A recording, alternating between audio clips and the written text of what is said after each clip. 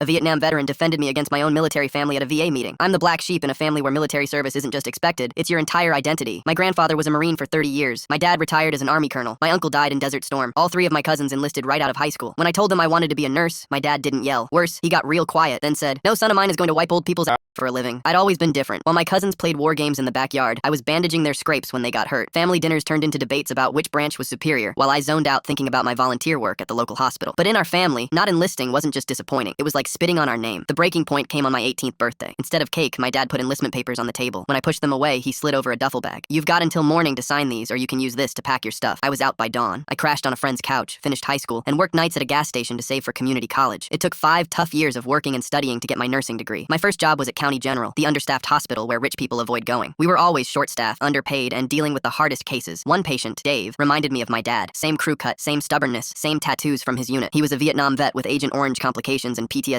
so bad he'd fought 3 orderlies. When I learned he'd served in my dad's old unit, I nearly requested a transfer. That's exactly what my family would have expected. But this was precisely why I'd become a nurse instead of a soldier. The turning point came during a bad night when Dave had flashbacks. Instead of calling security, I just sat with him until morning, listening to war stories I'd heard versions of my whole life, but never from this side. After that, other vets on the floor started asking for me. I started a support group that met in the hospital cafeteria after my shifts. That's when everything blew up. The hospital newsletter ran a small piece about our group with a photo. Someone from my dad's old unit recognized me. The military community is small. My uncle showed up at the hospital during my shift and cornered me in the hallway. "You refused to serve, but now you're playing hero to real soldiers," he said. "Your father was right about you." The hospital administration called me in worried about the confrontation. Veterans Affairs got involved. Some vets defended me, saying I was doing more for them than the system. Others called me a fraud for never serving. The whole thing came to a head at a VA town hall meeting. Veterans from across the county packed the room, and somehow I'd become the topic of debate. People were arguing about whether someone who never served could truly understand or help veterans. My uncle was there, along with several guys from my dad's old unit. They were talking about honor and sacrifice and how some people think they can skip the hard parts but still claim to serve. I sat in the back feeling smaller with every word, thinking maybe they were right, maybe I was a fraud. Then Dave stood up. This broken down Vietnam vet with shaking hands and scars from Agent Orange looked around that room full of uniforms and said, "This kid's the only one who treated me like a person, not a uniform. Where were the rest of you when I was sleeping in my car?" The room went dead silent. You could hear people shifting in their chairs. Dave wasn't done. He turned toward where my uncle was sitting and said, "I've been to 4 VA hospitals, dealt with dozens of doctors and nurses and social workers, most of them veterans themselves. They processed me like paperwork. This boy sat with me through the worst night of my life and didn't ask for my service number or what medals I earned. He just sat there and listened like I mattered." My uncle's face went bright red, but he didn't say a word back. Several other veterans started nodding. One guy called out that I'd helped his buddy too. Another said the support group was the only thing that had helped him in years. I kept my job, but lost what was left of my family connections. My dad told relatives I was dead to him. They returned my Christmas cards. My cousin blocked me when I tried to congratulate him on his promotion. Last week, Dave died. At the memorial, a young guy in an army uniform approached me. "You're the nurse my grandpa talked about," he said. "I ship out next month, but I'm coming back to use my GI Bill for nursing school." My mom sent a text yesterday, just a photo of my dad's medicine organizer with a note. "He's too proud to call, but he asks about you whenever I come back from getting his prescriptions filled."